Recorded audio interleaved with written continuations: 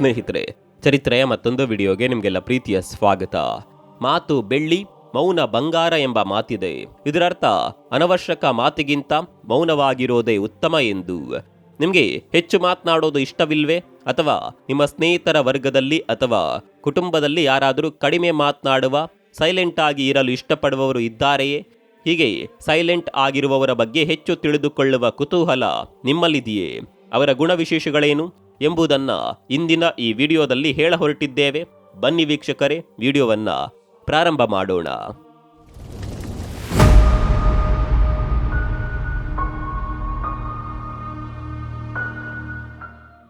ಬಹಳಷ್ಟು ಜನ ಕಡಿಮೆ ಮಾತನಾಡುವವರಿಗೆ, ಸೈಲೆಂಟ್ ಆಗಿ ಇರುವವರಿಗೆ ಲೋಕಜ್ಞಾನ ಕಡಿಮೆ ಇರುತ್ತೆ ಅಂತ ಹೆಚ್ಚಿನವರು ಅಂದುಕೊಳ್ತಾರೆ.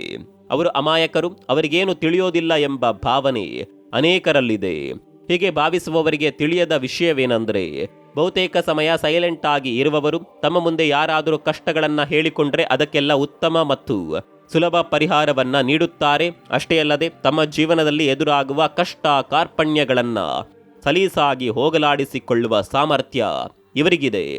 ಹೀಗೆ ಸೈಲೆಂಟ್ ಆಗಿರುವವರಿಗೆ ಜ್ಞಾಪಕ ಶಕ್ತಿ ಮತ್ತು ಸಹನೆ ಹೆಚ್ಚಾಗಿರುತ್ತದೆ. ಇವರ IQ ಹೆಚ್ಚಿರುತ್ತೆ, ಯಶಸ್ಸಿನ ರೇಟ್ ಸಹ ಹೆಚ್ಚಾಗಿರುತ್ತೆ. ಯಾಕಂದ್ರೆ ಇವರು ಅನವಶ್ಯಕ ವಿಷಯಗಳಿಗೆ ಪ್ರತಿಕ್ರಿಯಿಸಲ್ಲ, ಅಂತಹ ವಿಷಯಗಳಿಗೆ ಸಮಯ ವ್ಯರ್ಥವೂ ಮಾಡಲ್ಲ. ಯಾವುದು ಅವಶ್ಯಕತೆಯೋ, ಯಾವುದು ಜೀವನದಲ್ಲಿ ಉಪಯೋಗಕ್ಕೆ ಬರುತ್ತೋ ಅಂತಹ ವಿಷಯಗಳಿಗೆ ಮಾತ್ರವೇ ತಮ್ಮ ಶಕ್ತಿಯನ್ನ ವ್ಯಯಗೊಳಿಸುತ್ತಾರೆ. ವೈಜ್ಞಾನಿಕವಾಗಿ ಪ್ರೂವ್ ಆಗಿರುವ ವಿಷಯ ಏನಂದ್ರೆ, ಕಡಿಮೆ ಮಾತನಾಡುವವರ ಮನಸ್ಸು ಹೆಚ್ಚು ಪ್ರಶಾಂತವಾಗಿರುತ್ತೆ. ಹಾಗಾಗಿ ಅವರಿಗೆ ಏಕಾಗ್ರತೆ ಹೆಚ್ಚಾಗಿರುತ್ತದೆ. ಸಾಧಾರಣವಾಗಿ ಇವರೊಟ್ಟಿಗೆ ಬಹುತೇಕರು ಮಾತನಾಡಲು ಇಷ್ಟಪಡೋದಿಲ್ಲ.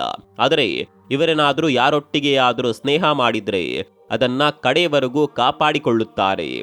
ಸ್ನೇಹಕ್ಕೆ ಹೆಚ್ಚು ಬೆಲೆ ಕೊಡುವ ವ್ಯಕ್ತಿತ್ವ ಇವರದ್ದು.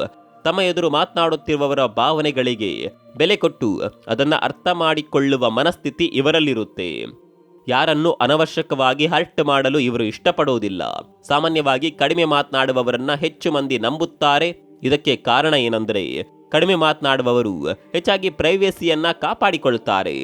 ಯಾರಾದರೂ ಇವರನ್ನ ನಂಬಿ ತಮ್ಮ ರಹಸ್ಯಗಳನ್ನು ಹಂಚಿಕೊಂಡ್ರೆ ಅದನ್ನ 100% ತಮ್ಮಲ್ಲೇ ಕಾಪಾಡಿಕೊಳ್ಳುತ್ತಾರೆ, ಬೇರ್ಯಾರಿಗೂ ಶೇರ್ ಮಾಡೋದಿಲ್ಲ. ಅಷ್ಟೇ ಅಲ್ಲದೆ ಇವರಿಂದ ಯಾವುದಾದರೂ ವಿಷಯವನ್ನ ಮರೆಮಾಚುವುದು ಸಹ ಅತ್ಯಂತ ಕಷ್ಟವಾದ ವಿಷಯ. ಕಡಿಮೆ ಮಾತನಾಡುವವರು ಒಂಟಿಯಾಗಿ ಇರಲು ಹೆಚ್ಚು ಬಯಸುತ್ತಾರೆ. ಯಾರೊಂದಿಗೂ ಅಷ್ಟು ಸುಲಭವಾಗಿ ಮಿಂಗಲ್ ಆಗದೆ ಇರುವ ಮನಸ್ಥಿತಿ ಇವರದ್ದು. ಯಾರನ್ನಾದರೂ ನಂಬಿ ಒಮ್ಮೆ ಸ್ನೇಹದ ಹಸ್ತ ಚಾಚಿದ್ರೆ ಅದನ್ನ ಬಿಡುವ ಮಾತೇ ಇಲ್ಲ. ಅವರಿಗೋಸ್ಕರ ಎಂತಹ ರಿಸ್ಕ್ ಬೇಕಾದರೂ ತೆಗೆದುಕೊಳ್ಳಲು ಮುಂದಾಗುತ್ತಾರೆ. ಒಬ್ಬ ವ್ಯಕ್ತಿ ಒಂಟಿಯಾಗಿ ಮತ್ತು ಮೌನವಾಗಿ ಇರೋದ್ರಿಂದ ಅವರ ಬಲ ಮತ್ತು ಲೋಪ ಏನೆಂಬುದರ ಅರಿವು ಅವರಿಗೆ ಚೆನ್ನಾಗಿ ತಿಳಿದಿರುತ್ತೆ. ಜೀವನದಲ್ಲಿ ಯಾರ ಸಹಾಯವೂ ಇಲ್ಲದೆ ತಮ್ಮ ಮೇಲೆ ತಮಗೆ ಧೈರ್ಯ ಮತ್ತು ನಂಬಿಕೆ ಇರುತ್ತೆ. ಜೀವನದಲ್ಲಿ ಎಂತಹ ಕಷ್ಟಗಳು ಬಂದರೂ ಸರಿಯೇ, ಎಂತಹ ಸವಾಲುಗಳು ಎದುರಾದರೂ ಸರಿಯೇ, ಕುಗ್ಗದೆ ಅದನ್ನೆಲ್ಲ ಮೆಟ್ಟಿ ನಿಲ್ಲುವ ಶಕ್ತಿ ಅವರಿಗೆ ಸ್ವಾಭಾವಿಕವಾಗಿಯೇ ಇರುತ್ತದೆ. ಸಮಸ್ಯೆಗಳೊಟ್ಟಿಗೆ ಒಬ್ಬಂಟಿಯಾಗಿ ಹೋರಾಡೋದು ಇವರಿಗೆ ಅಭ್ಯಾಸವಾಗಿರುತ್ತೆ. ಅದೆಂತಹ ಕಷ್ಟದ ಪರಿಸ್ಥಿತಿಗಳು ಎದುರಾದರೂ ಒಂಟಿಯಾಗಿ ನಿಂತು ಹೋರಾಡಿ ತಮಗೆ ದಕ್ಕಬೇಕಿರುವ ವಿಷಯವನ್ನ ದಕ್ಕಿಸಿಕೊಳ್ತಾರೆ. ಕಡಿಮೆ ಮಾತನಾಡುವವರು ಇತರರ ಜೀವನದಲ್ಲಿ ಹೆಚ್ಚು ಉತ್ಸುಕತೆ ತೋರಿಸದೆ ತಮ್ಮ ಕೆಲಸವೇನಿದೆ, ತಮ್ಮ ಜೀವನದಲ್ಲಿ ಏನಾಗುತ್ತಿದೆ ಇದನ್ನು ಮಾತ್ರವೇ ಗಮನಿಸ್ತಾರೆ. ತಮಗೆ ಬೇಡದೇ ಇರುವ ವಿಷಯಗಳಿಗೆ, ತಮಗೆ ಸಂಬಂಧವೇ ಇಲ್ಲದ ಸಮಸ್ಯೆಗಳಿಗೆ ತಲೆಕೊಟ್ಟು ಅರ್ಧ ಜೀವನ ಇಂತಹ ಅನವಶ್ಯಕ ಕಾರ್ಯಗಳಿಗೆ ಮುಡಿಪಾಗಿಸುವ ಅನೇಕರು ನಮ್ಮ ನಿಮ್ಮ ಮಧ್ಯೆ ಇದ್ದಾರೆ. ಬಹುತೇಕ ಸಮಯ ಅನ್ಯರ ಬಗ್ಗೆಯೇ ಯೋಚಿಸಿ ದ್ವೇಷ, ಅಸೂಯೆಗಳನ್ನ ಬೆಳೆಸಿಕೊಂಡು ಮಾನಸಿಕವಾಗಿ ಕೊರಗುವವರು ಅನೇಕರಿದ್ದಾರೆ. ಹೀಗಿರುವಾಗ ತಮ್ಮ ಜೀವನದ ಬಗ್ಗೆ, ತಮ್ಮ ಗುರಿಗಳ ಬಗ್ಗೆ, ತಮ್ಮ ದಿನಚರಿ, ತಮ್ಮ ಕಾರ್ಯಗಳ ಬಗ್ಗೆ ಯೋಚಿಸಲು ಇಂಥವರಿಗೆ ಸಮಯವೇ ಸಿಗೋದಿಲ್ಲ. ಆದರೆ ಸೈಲೆಂಟ್ ಆಗಿರುವ ವ್ಯಕ್ತಿಗಳು ಇದಕ್ಕೆ ತದ್ವಿರುದ್ಧ ಅಂತಾಲೆ ಹೇಳಬಹುದು. ತಾವಾಯ್ತು, ತಮ್ಮ ಕೆಲಸವಾಯ್ತು ಅನ್ನುವ ಜಾಯಮಾನ ಇವರದ್ದು. ನನ್ನ ಎದುರಿರುವ ಸಮಸ್ಯೆಗಳೇನು, ಅದನ್ನ ಪರಿಹರಿಸಲು ನಾನೇನು ಮಾಡಬೇಕು, ಹೇಗೆ ಇದರಿಂದ ಹೊರಬರಬೇಕು, ನನ್ನ ಬಲವೇನು, ಬಲಹೀನತೆ ಏನು ಎಂಬುದನ್ನ ಅರಿತು ಬಾಳುವವರು ಉನ್ನತ ಸ್ಥಾನಕ್ಕೆ ತಲುಪುತ್ತಾರೆ. ಇತರರಿಗೆ ಸ್ಫೂರ್ತಿ ತುಂಬಿ ಆದರ್ಶಪ್ರಾಯರಾಗುತ್ತಾರೆ. ಕಡಿಮೆ ಮಾತನಾಡುವವರು 100% ಉತ್ತಮ ಕೇಳುಗರಾಗಿರುತ್ತಾರೆ. ಜೀವನದಲ್ಲಿ ಉತ್ತಮ ಜ್ಞಾನ ಸಂಪಾದನೆಯಾಗುವುದು ಕೇಳಿಸಿಕೊಂಡಾಗ ಮಾತ್ರವೇ. ಅದು ನಮ್ಮೊಳಗಿನ ಮನಸ್ಸಿನ ಮಾತೇ ಆಗಿರಬಹುದು ಅಥವಾ ನಮ್ಮೊಡನೆ ಮಾತನಾಡುತ್ತಿರುವವರ ಮಾತುಗಳೇ ಆಗಿರಬಹುದು. ಕೇಳಿದಾಗಲೇ ವಿಷಯ ಮತ್ತು ಪರಿಸ್ಥಿತಿ ಎರಡೂ ಅರ್ಥವಾಗುವುದು. ಪ್ರಪಂಚದಲ್ಲಿ ಯಾರಿಗೇ ಆಗಲಿ ತಾವು ಮಾತನಾಡುವಾಗ ತಮ್ಮೊಡನೆ ಇರುವವರು ತಮ್ಮ ಮಾತನ್ನ ಕೇಳಿಸಿಕೊಂಡ್ರೆ ಸಹಜವಾಗಿಯೇ ಕೇಳಿಸಿಕೊಳ್ಳುವವರ ಮೇಲೆ ಉತ್ತಮ ಅಭಿಪ್ರಾಯ ಮತ್ತು ಗೌರವ ಬೆಳೆಯುತ್ತದೆ. ತಮ್ಮ ಮಾತನ್ನ ಅಚ್ಚುಕಟ್ಟಾಗಿ ಕೇಳಿಸಿಕೊಳ್ಳಲು ಸಮಯ ನೀಡುತ್ತಿದ್ದಾರೆ ಎಂಬ ಸಂತೃಪ್ತಿ ಮಾತನಾಡುವವರಿಗೆ ಉಂಟಾಗುತ್ತದೆ.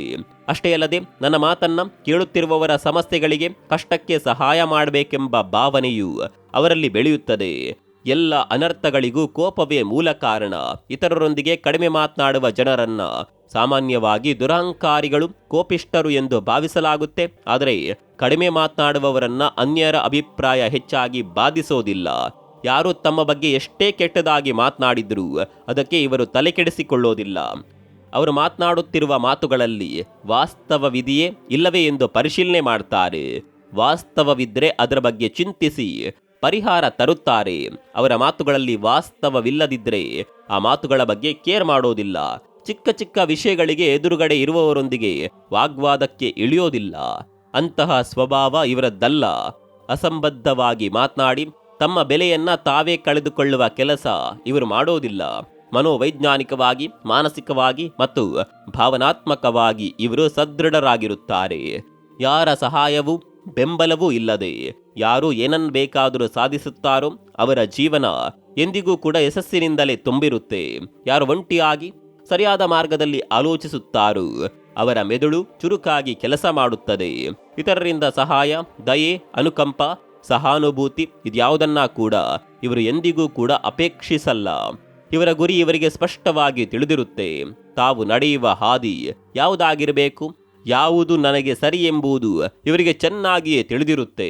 ಅಯ್ಯೋ, ನನ್ನನ್ನು ಯಾರೂ ಕೂಡ ನಂಬುತ್ತಿಲ್ಲ, ನನಗೆ ಸಹಾಯ ಮಾಡಲು ಯಾರೂ ಇಲ್ಲ, ನನಗೆ ಯಾರೂ ಕೂಡ ಬೆಲೆ ಕೊಡುತ್ತಿಲ್ಲ ಎಂದು ನೋವನ್ನ ಅನುಭವಿಸೋದಿಲ್ಲ.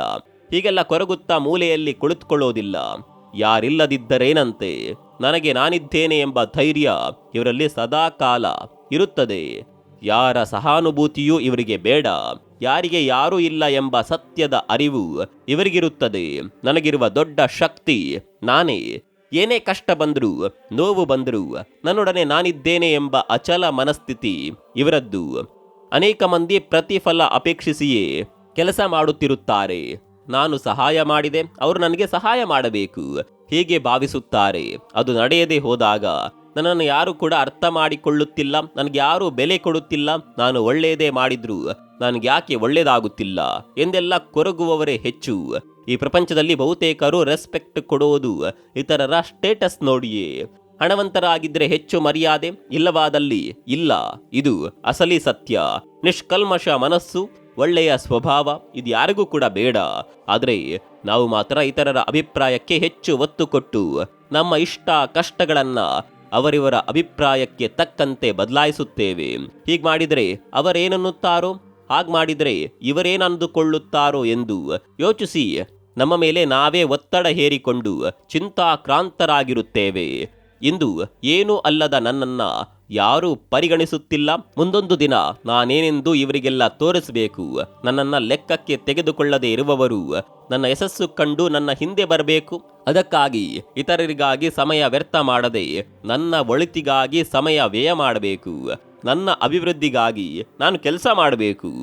ಕಷ್ಟ ಅಂತ ಬಂದಾಗ ಯಾರೂ ಸಹಾಯಕ್ಕೆ ಬಾರದ ಆ ಕಗ್ಗತ್ತಲ ಸಮಯದಲ್ಲಿ ನನ್ನೊಡನೆ ಇದ್ದದ್ದು ನಾನೇ, ಬೇರೆ ಯಾರೂ ಇರಲಿಲ್ಲ.